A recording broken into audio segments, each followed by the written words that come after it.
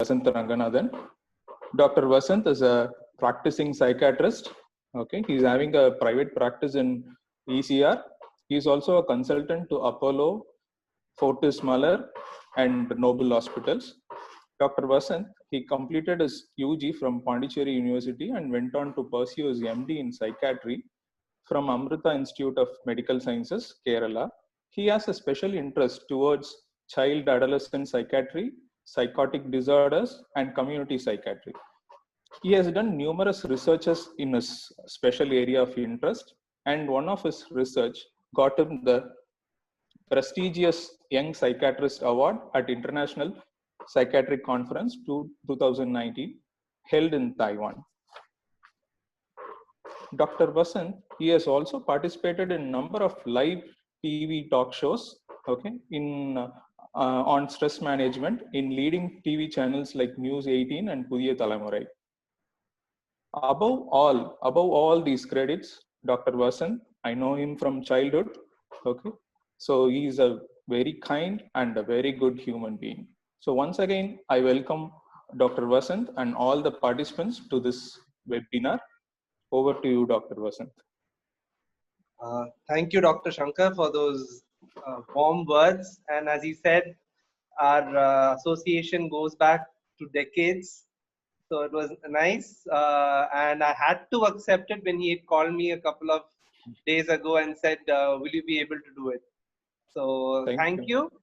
Thank you so much, Vasanth, for accepting the invite.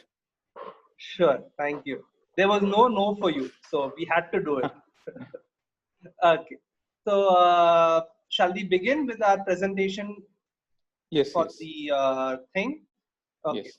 So how would we be going about is I'll be giving you a talk for the next half an hour to 35 minutes. I promise to keep it very short and not bore you people. And remaining time, I would like to open the chat box after that. And you could drop in any doubts or anything that you have or something that I have missed out and you would like to know, or anything pertaining to you that you would like to know regarding stress or management, especially in this particular pandemic and lockdown situations.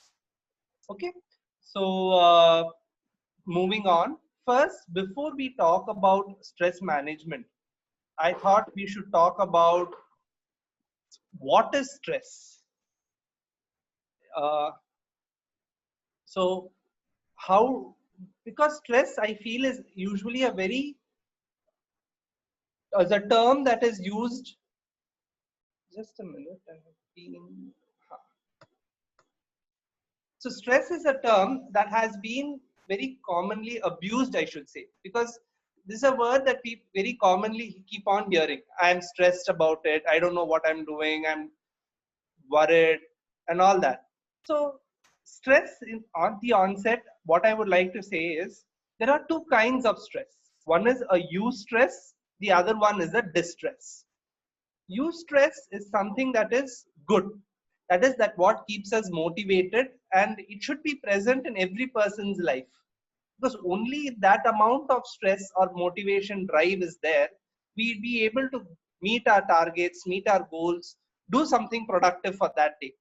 So not all stress is bad. Okay. So this is just a common definition that we say. Stress is the way the people have to react to the excessive pressure or other types of demand when it is placed upon them. And it arises when they worry that they cannot cope up.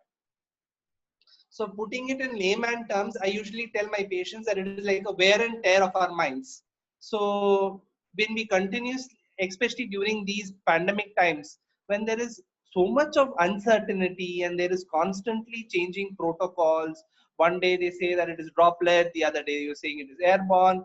So what is it? Where are we? What do we do? So all these uncertainties regarding this situation is very prevalent. And that keeps us always in a check as to what do we do, what am I doing the right thing, what we think today is right necessarily turns out to be wrong the next day. So that process, because of that uncertainty and changing continuous times, we call the wear and tear that happens to our body is what we call as stress. So a simple equation which we would all like as science subjects, stress is something that when the pressure that arises when the available resources with us is less. So when the pressure is greater or exceeds the available resources, we call it stress. So what does this feeling of stress actually is? So I have enumerated those 5 or 10 things which are there, which are like being worried, being tense, tired, frightened, elated, depressed, anxious, anger. Yes, so we were talking about eustress and all that. So that's when I had to put in elation also. So when a person has these feelings, when it is becoming excessive, and I'm very sure that every one of us would have had these feelings every day. So you would have asked me, so if I have all this, am I having stress? It is the stress that becomes excessive to normal, that is what causes harm. So the feeling of all this in a minute amounts in which you are able to cope up and tide over is absolutely normal. It's fine. But when all these feelings become excessive and they start hampering your daily functioning, then when it becomes a problem. So when we talk about stress, obviously we'll have to know what are the stressors that cause the stress. So we broadly categorize it into 2 types. One is the external, the other one is the internal.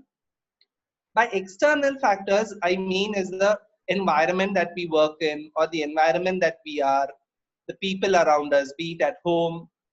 Now, I think because of the pandemic, the physical environment has become more of home and stress is more at home compared to that what is there in office or at hospitals.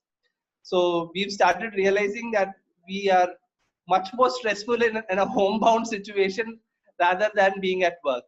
So physical environment is one of the important external stressors. The social interaction, because man has always been a social animal. So our emotions, our thinking process is always determined by how we interact, what we interact, how people behave towards us. So all those also determine. If a person is always very grouchy and he is angry and he has, he especially very rude to you, you will never feel happy around that person. So that probably the presence of that person in the environment or an opportunity to interact with him itself could create stress for you. Then the organizational levels that we are in, and any major life event, either being a death or a birth of a newborn, any recently married, or somebody of a very close relative passing away, any transfers. So all these could also play a major role as a stressor, and the daily hassles of living. So by physical environment, as I rightly said before, it is all these: the noise, the bright lights, the heat, the confined spaces, especially during this lockdown. Many of us have felt that we've tried to started feeling suffocated. That is, how long can I see these 2 bedrooms and a hall? How long can I keep seeing the people whom I've always been with? When do I go out? What is going to happen? So the confinement. And this confined space also reminds me of a very popular TV program, which houses certain number of people into a house, locks them up, keeps them there, and people tend to enjoy their reactions and how they cope up with the stress which is put up as form of tasks or emotional interaction into them. So I guess many of you are nodding. I assume that you found out what it is. So that is also a kind of example for a confined space. Social interaction, as I said, very bossy behavior, rude, aggressiveness, bullying. That is all. Bullying is something that we very commonly see among school and college uh, goers. being, I'm sure we would be having students here also. So that is a thing that commonly affects our performance. We might have been well prepared, but people around us or people who are superior or seniors to us, when they tend to give into bullying and other aggressive behavior, it hampers our performance too. Then the deadlines, rules and regulations, organizational pressures, all this also continues to keep adding to the stress. Major life events being birth, death, lost job, promotion, and the last one, I guess many of us would agree to it, which is a major life event, and it brings about a certain amount of stress also within it. Daily hassles of commuting, which thankfully one good thing that this pandemic has brought is this commuting has reduced. People are now put at home or have minimized their commuting process. And the daily hassles of finding your keys, finding where your purse is, or any breakdown that happens. Okay. So those were the external stressors that we were talking about. To give you a quick thing on internal stressors, are our lifestyle choices, the negative self-talk that we talk about ourselves, the mind traps, and the personality traits that we are born with. Lifestyle choices, I mean, overloading one's person's schedule. See, always you should be a planner. You should know what are the things that should be done, what can and what need not be done. If you are thorough with this process of splitting your work, then you will find it much peaceful to do the work and you will enjoy doing that. But once that is not done, there will be bound to be an overloading of one's schedule, which will result in compromises like lack of sleep. It's become very fancy these days to say, I work the whole night without sleeping, and that's how I am. But actually, what it indicates is your poor life skill management. That means you're not able to do a work which any other person could be doing in the stipulated time, and you had to spare a very important component of your living, like sleep, for that. Negative thoughts like pessimistic thinking, self-criticism, over-analyzing one's mistakes or over-analyzing one's reactions and assuming things without even understanding what it is. Mind traps. This is a very interesting concept that we usually discuss and which, if not told about, we would not be aware of. These are unrealistic expectations of oneself. You should first assess, as I put in the first slide, a stress arises when the pressure exceeds the available resources. So to avoid this exceeding the available resources, we must first set in expectations that are realistic. Then taking things personally, any criticism or anything that is set should not be taken as something that has been targeted to you, but you should use it in such a way that you mold yourself and are able to come out of it. Third is the all or nothing thinking. This is very common, and I usually see, what happens. For an example, you wake up in the morning, you bang your leg onto the bed. Immediately you start thinking, oh God, the first thing I did was bang my head. It's going to be a very bad day. So what have you done? You have already assumed that the rest of the day is going to be bad, even without experiencing the day events. So it is one small event led to a thinking that everything in the day is going to go bad. If I fail in one particular project, if I fail in one particular test, does not mean I'm going to fail continuously in that subject and I'm not going to pass. So that is what is all or none thinking. Then exaggeration of one's own difficulties, rigid, complex thinking that I'm not flexible and this is how it is, this is how it should be done. So all these are the internal stressors. This is like how we are born with certain personality traits, certain people get satisfied only when certain things are done certain ways. If not done that way, they wouldn't accept. I'm sure we've encountered many people who are like this in our lives. And people who just love to keep doing work. These two are personality traits which I commonly see who are bound to experience stress very easily. So that is why I had to mention these two amongst the others. Okay. So those were the stressors that we discussed.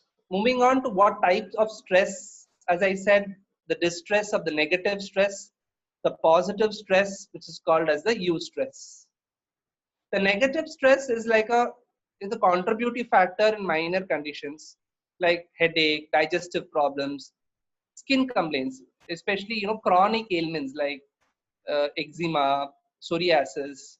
All these tend to flare up. Insomnia and ulcers. So excessive, prolonged, and unrelieved stress can have an harmful effect on your mental, physical, and spiritual health.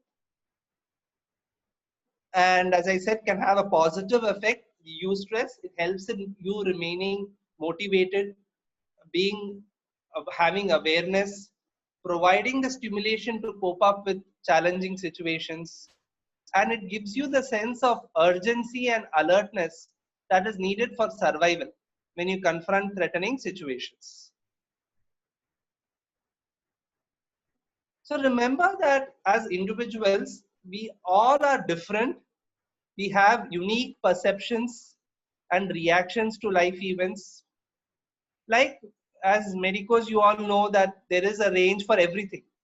When you take it, blood pressure, your sugar levels, or there is a cutoff value. We are always prone to look into the reports and say, yes, it is within a normal range. Yes, it is above this cutoff, change it to this. If it is below this cutoff, then you have to do this. But for stress, there is no single level cutoff as a arbitrary value that we can take for everybody. Each person comes with a different threshold depending upon those factors that we have discussed. So what might seem stressful for you need not be a stress for the other person. Similarly, the vice versa also works. So never become judgmental and say, I did this, why are you not able to do it? Because the stress tolerance for each person varies with person. So it is not that there is a fixed level value or there is a fixed level of tolerance. So that we should keep in mind before being judgmental if somebody comes and opens up to you and is talking to you about it. So this self-generated stress, how we perceive life, and this is, what does it call it? So self-generated stress is something of a paradox because many of us think it is all the external causes that are causing us upset. Correct. But ultimately, the external environment is triggering the stress within you. You are the one who's reacting to the environment. Hence, it is generated by you. So we'll discuss with the management part. So once you understand that this is self-generated, you will know that you have a control over it and you can change something about it. So just keep this in mind. When we discuss the management, you'll be able to learn about it. So the stress response, just because we all know medical terms, I just put in a club of slides to just show that what are the responses that our body undergoes when we are in a state of stress, which is nothing but an sympathetic overactivity with excess adrenaline rush in our body. So that rush of adrenaline, when in small doses, for example, before we go into writing an exam paper, we are always tense, we look worried, we are very, thoughts are racing, we are always looking at what the other person is reading. Is that the answer that is going to come? So, and you're always in a state of anxiety at that particular time. But once you go into the exam hall, you've seen the question paper, 15 minutes down the time, you've assessed yourself whether it's going to be good or bad, and the response dies down. So that is okay. But what if this kind of anxiety doesn't die down at all and it continues to remain the same throughout, even without actually having any triggering in the environment? So that's how bad a stress reaction can go to. So the endocrine system which responds are typically the ones that I have mentioned: tenseness. That is why we always get, patients complain a lot of myalgia, pain, unexplained weakness, having thirst, and complaining of being very tired. But what you might be noticing in this is, I have mentioned increased mental alertness. So you must be all wondering, that is good. Yes, but you would not be able to concentrate. So that is the difference between alertness and concentration. Alertness is something that you can be for a short time. For example, uh, coming to the example that I gave you before you enter an exam hall, you will be very alert as to what your other friends are doing, which page is he reading, what are they talking, what are they discussing, what is possible to come. That is being alert. You're aware, your body is looking for any clues. But if I have to give you a passage to read and understand and learn, would that be an ideal situation? Which will be better for you to concentrate? Being at home in a relaxed place without any deadline, give you a passage, you read, recollect, and understand. Would that be better in that situation? Or right before the exam, I come and give you a passage and say, read this, is going to come. So that is what is important. So your ability to concentrate will reduce, but alertness will increase. The next is a general adaptation syndrome, we call it, that happens when every person is exposed to stress. So typically we have the alarm response in the beginning, the adaptation phase, and the exhaustion phase. So alarm response is the one that happens the moment a stressful event occurs. We call it the fight or flight response, and it prepares the body for our immediate action. Then we have the adaptation phase. So the source of stress, be it the environment or the organization that we were saying, that persists. So your body prepares for this long term. I'm going to be here for another 3 years. I'm going to be here for another 5 years. So I have to handle it. I know what I have to do. So your body starts preparing this. And most of the time, the adaptation phase, a person is able to sail through without any major complications. So, but one should remember that when we are in the phase of adaptation, you should always take care of your body in terms of giving it periods of relaxation, taking up social methods that we discussed to counterbalance the stress response. So that is very important. We might be in the adaptation phase, especially now, in this pandemic time when we've already had 4 or 5 months of this lockdown and it's still extended to the next month. When the pandemic, when the spread of virus is there, you really don't know whether you should go about doing your clinical practice, whether then am I safe, am I protecting myself enough, is it wise enough to go start full flourishing practice, should I stay back at home, what would I do if I stay back at home, how are the finances going to be managed.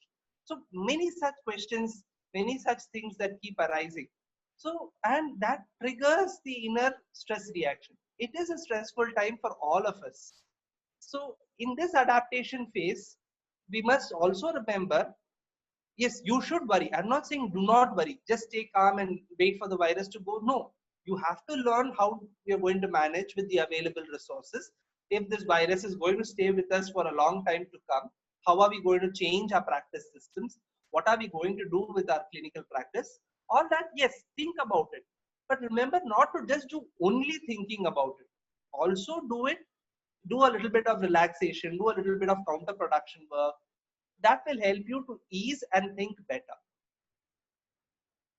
So finally, when you have gone through this adaptation and you have not had a successful adaptive phase, we say that the patient is moved on into a phase of exhaustion. So that is when it happens, when there is chronic stress situation, when the sufferer has an emotional, physical, and all his mental resources have suffered heavily. So he becomes exhausted, collapses, decreased stress tolerance. This is a phase that typically a patient usually comes to us in a psychiatric OPD. So we've talked of all this. So what are the symptoms? What should I look for? A quick go of these 4 types, which I would broadly classify as, being physical, mental, behavioral, and emotional. These are the physical symptoms that one tends to feel through during the process of stress. So palpitations, breathlessness, fatigue, reduced libido, fainting, aches and pains. So all these could be the physical symptoms, which if there is no any physiological reason, think about if you're tolerating stress or if you're going through it. Mental symptoms include a lack of concentration, memory lapses, difficulty in making decisions, confusion, disorientation, having panic episodes. Behavioral are, appetite, being either too much or too little, eating disorders, substance use. That becomes a very common thing. What I tend to generally see is substance usage increases and they blame it on stress. But you should remember that increased indulgence in substances will actually reduce your stress tolerance and further worsen the scenario. Restlessness, being very fidgety, nail biting, hypochondriacal thinking. That is, wondering if you're suffering from any gross illness even for a minor symptom change. Emotionals are undergoing bouts of depression, being very impatient, having fits of outbursts, very labile, as in they break down very easily, deterioration of personal hygiene and appearance. All these are your emotional symptoms.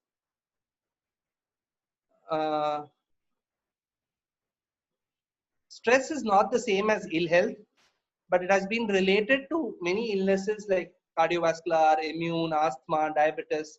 All these have research has proved that stress does play an important role, and any amount of ill health in these, we should also at the same time, apart from medicines for these individual disorders, also we should give them stress management. Continuing on the same lines, these are the other disorders. So what do we do about it? We've learned what are stresses, what is a stress, what are the stressors, what are the feelings, what are the symptoms. So what do we do? So having seen all this, so first point is to recognize what is the source of the negative stress. So as I said, the stress level varies from person to person. So accepting and recognizing and saying, yes, I am stressed, I am feeling weak, doesn't mean that you are physically or mentally weak. It just means you have reached your tolerance. So don't take it as a sign of weakness. It is a way to identify the problem and plan the measures to overcome it. That is what is first means when it comes to recognizing the problem. We call this as the ABC strategy of stress management. First is A. A is awareness. Awareness to what? What causes you the stress? How are you going to react to it? What are the things that you actually do when you are in a stressful situation? So recognizing and being aware of our signs and symptoms and about what is the triggering agent is the first step.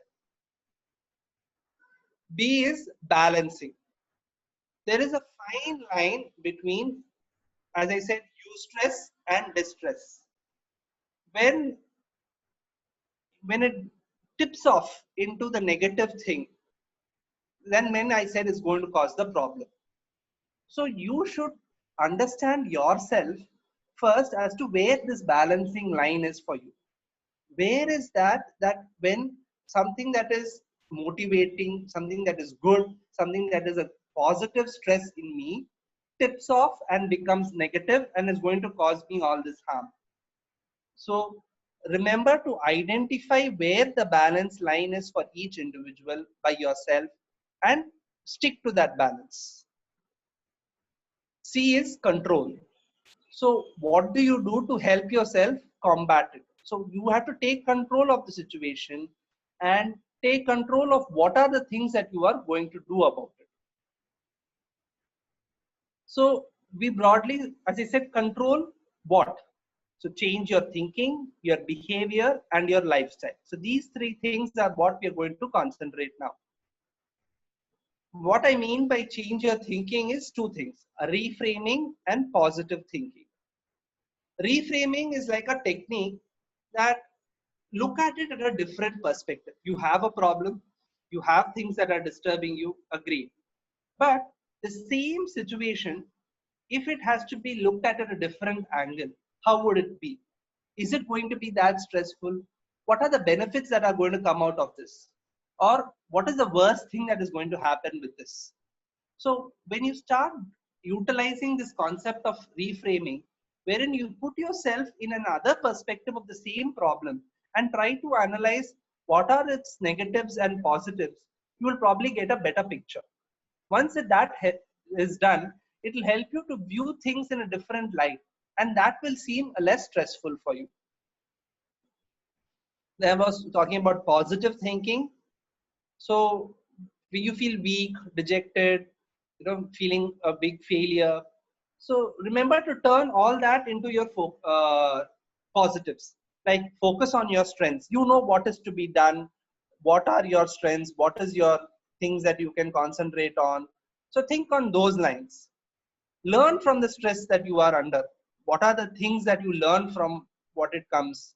Look for opportunities in that stress. What are the things that I can pick up from this behavior of that other person that I should learn and not repeat it for other people?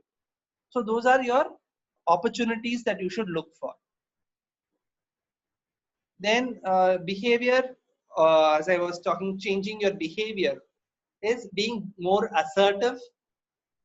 Being assertive is not being rude. You can always put in your points, but at the same time sound polite. But you should remember to say, learn to say, this is what is me, this is what I can do, this is what I am eligible to do. So assertive to your opinions.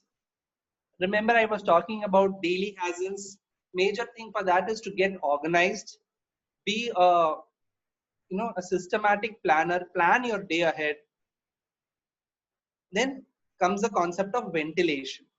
Ventilation is something that is very important, because you should have a peer group. You should have people whom you can confide and talk to without being judged as to whatever you feel about it. You can be open to that person without having any fear of going to be judged or going to be talked about. So ventilate your feelings, talk to, establish that social system around you to whom you can discuss anything in the world, be it your finances, be it your personal life. It can be anybody. It can be your spouse, it can be your closest friend, it can be any person in your office, in your hospital, or your colleague, your junior, your senior, or your family member. But remember to develop that kind of a surrounding, because we as medicos and doctors, we tend to neglect that part. We always assume that since we are into this field, we know everything and nothing is going to take us into a big change. But this pandemic is a big example for it. It has hit all of us equally, be it the person on the street, be it the richest businessman in the city. Everybody is affected. Everybody has gone in for a toss, be it financially, occupation wise, everything. Everybody's taken a hit. So only once, we should not feel that we are immune to those all changes. As doctors, we should feel even more responsible to have our balance system, to have a society or people around us whom we can ventilate and talk to. Humor is one of the very important things that one can inculcate to bring out stress, and others are diversion and distraction techniques. I think assertiveness I have explained. So there was a research which had come out recently in the journal, wherein lack of assertiveness was seen as a key marker for low self-esteem and low self-confidence. So the other way around, we always say that people who are very assertive, or we tend to believe that they are very arrogant. Not that, but it always this paper showed that a lack of assertiveness had a reflection on self-esteem and self-confidence. So assertive skills, what do I mean by them?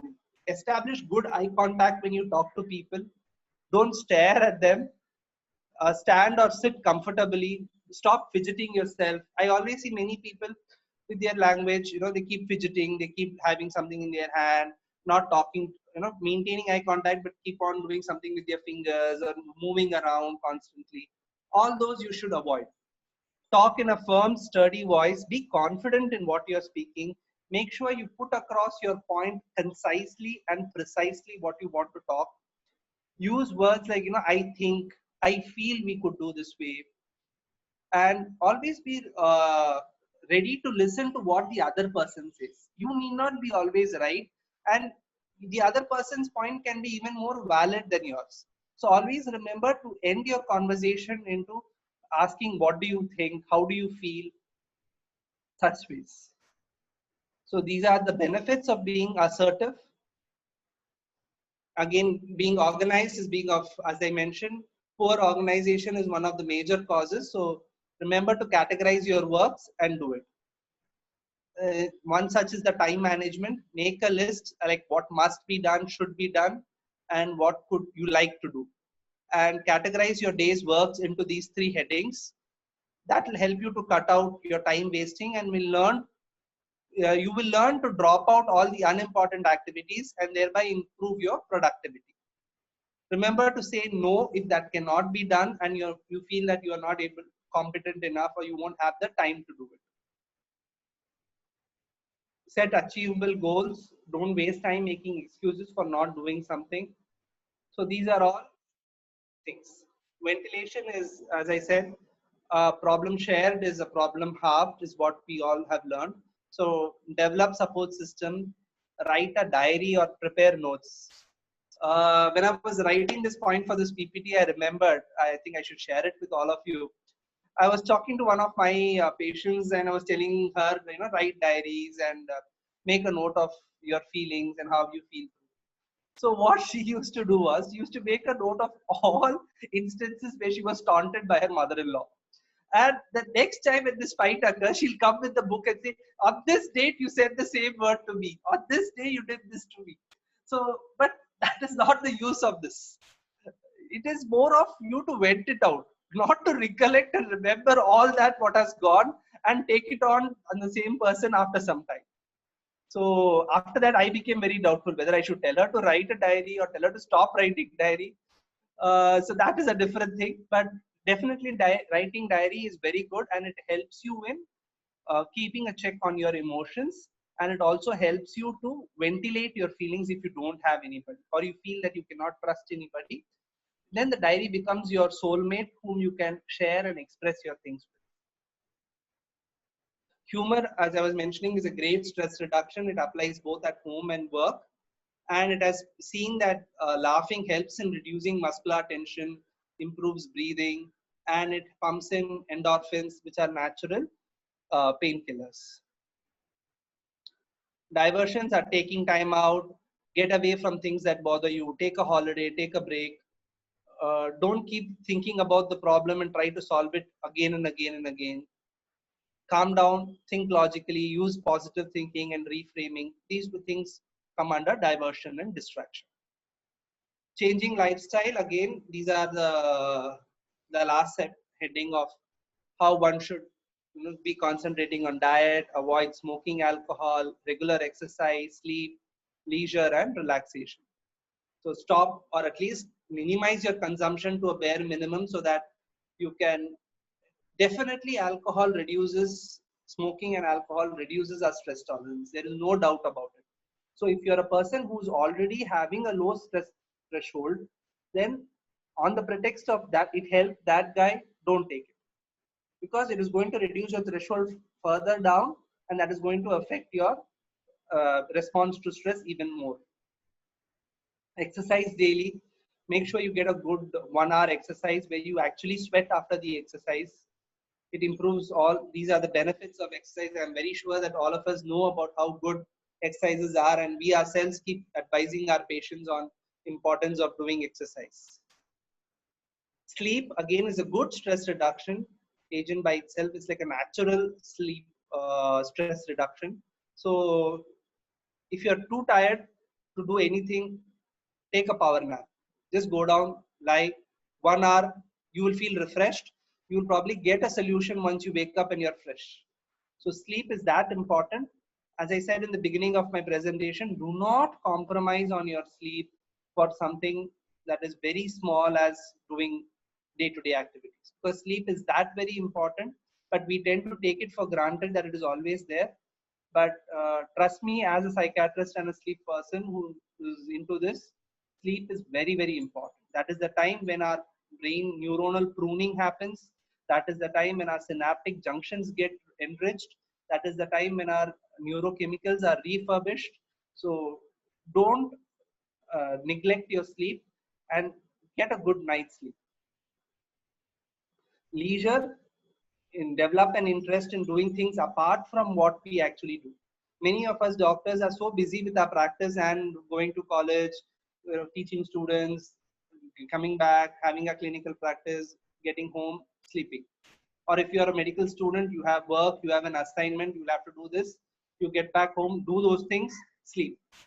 We do not have any other interest at all. You look at the social life of any other professional, it would be much more and much more colorful than a medical person in a medical field. That it should not be. So remember to develop something, and then what it does is gives you a relief, it gives you good social contacts, and it gives you a break from the monotony of that stressor which is triggering you. So finally, to conclude, deserts spelled backwards gives you stressed. So treat it that way. So we all enjoy deserts. So thank you once again for giving me this opportunity. So I now like to open up for discussion, and any questions or anything you could please send it to the chat box. Thank you, sir. That was a wonderful session. I think we have few questions posted in the chat box. I think Dr. Amelia will be presenting the questions to us now. Okay, sure.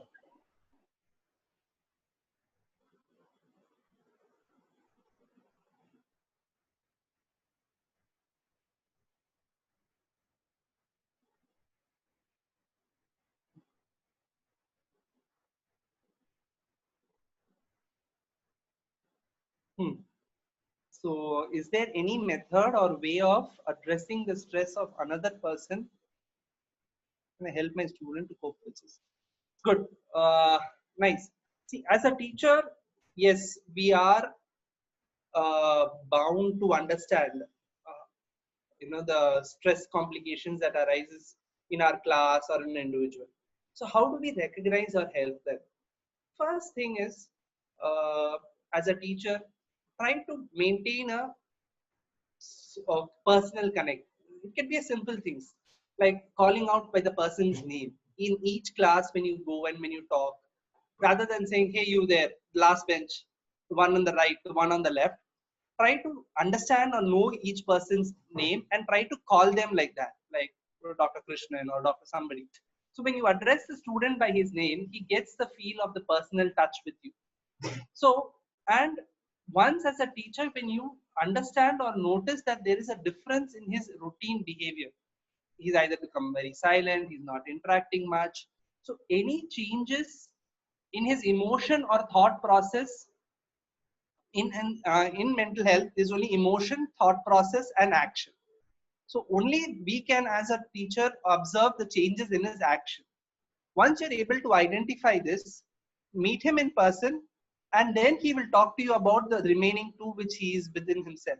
His changes in action and changes in his thought and emotion. So in that way, a personal rapport will go in a long way in the child opening up to you and you helping him out.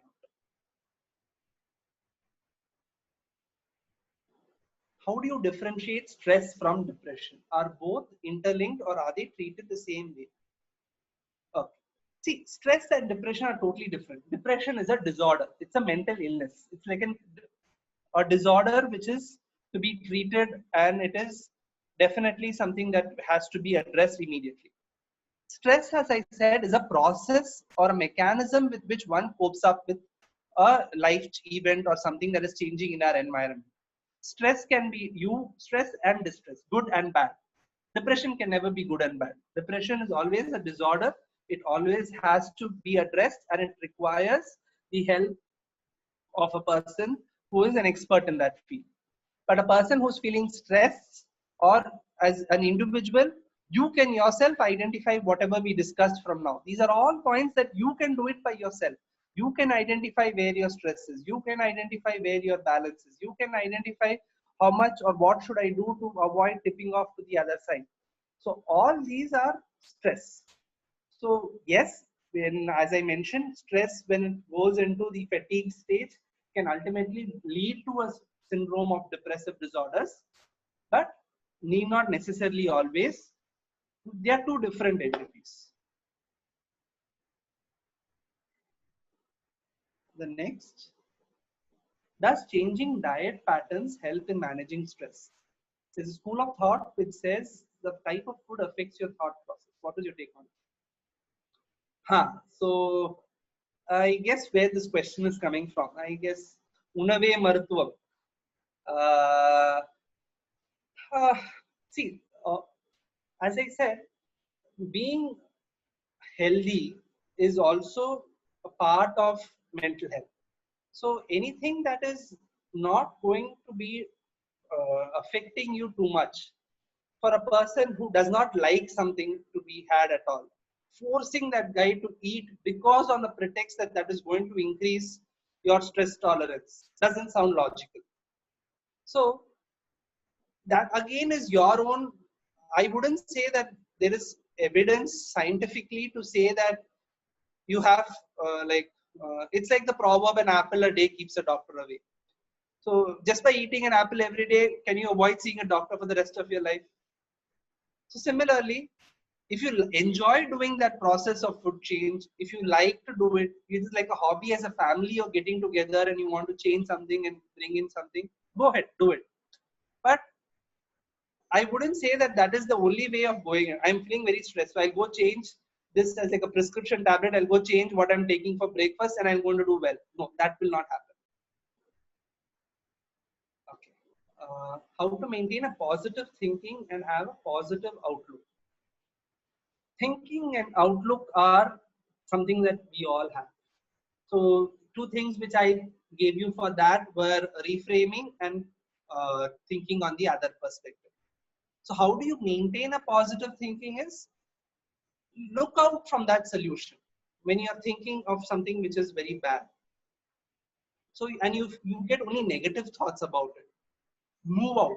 Don't think like you are that person. If I am having, I should not think of how Vasanth will think about that. Move out.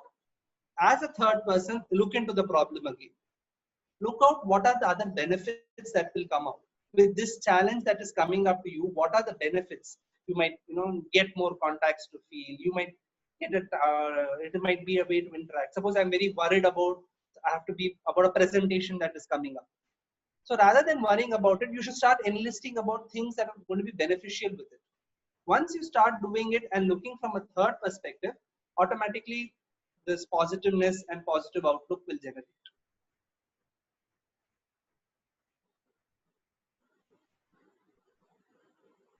No, Subita, I'm sorry, but this is a misnomer. Never. You can take my word for this. You can sue me later if you prove me that this is wrong, but never. Smoking is only, it tends to show that you have reduced, you feel relaxed because of the vasodilatation that the nicotine causes. But what happens is this nicotine goes into your brain, releases the dopamine in the reward pathway excessively. So, to give you an example, suppose you have 10 ml of a particular solution. That 10 ml of solution is required 1 ml per day for the whole week. that is your usage, which is regular. But you go spill everything, all the 10 ml on one day itself. What happens to the remaining days? You go without those neurochemicals. So the same thing happens with nicotine. It goes, increases all the dopamine secretion in the synapses in the reward pathway. With that, eat smoke, and you get exhausted with your dopamine supply. Once that is done, you don't have the resources to manage the stress that is going to come. So please, no smoking of cannabis, tobacco, or any other form of drugs is bad. It doesn't help you in reducing stress. Alcohol will also not help you in reducing stress. So a big no to that. But thanks you brought it up, so I could reinforce this point.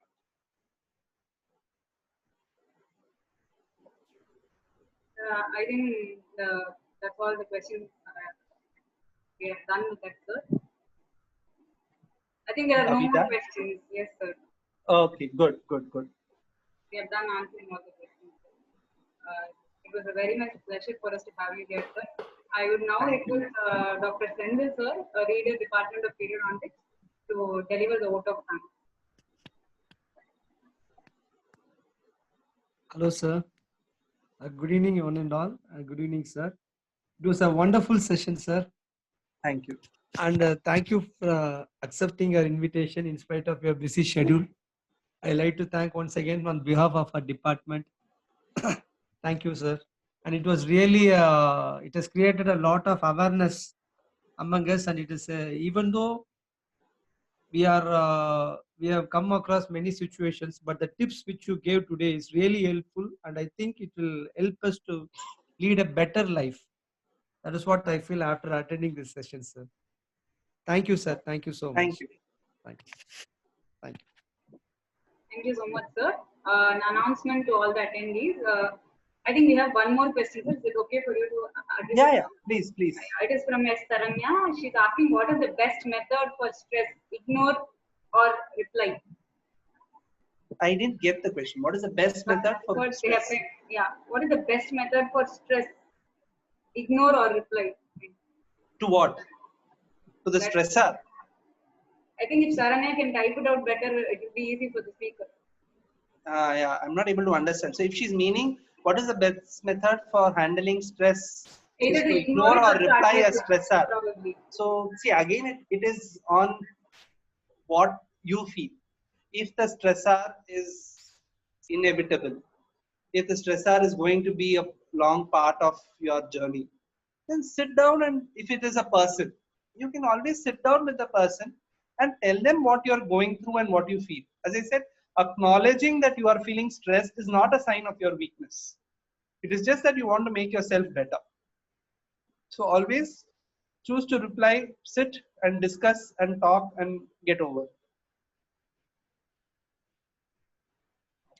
Yes, sir. I think we are done with the question and answer session, sir. Okay. And it was wonderful having you with us, sir. And a small announcement to all the attendees. We have posted a link in the chat box. That is a feedback form, and you also have to enter the details regarding your name, etc., for the certificate to be generated. Please use the link to give us the feedback and also to generate your certificate for the webinar. It is being posted in the chat box. Thank you, sir.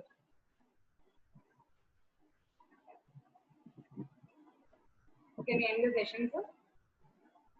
Yes, thank you. Thank you, Dr. Vasanth. Thank you for your valuable time and sharing your knowledge with us. Thank you so much. Thank you, Dr. Shankar. Thank you.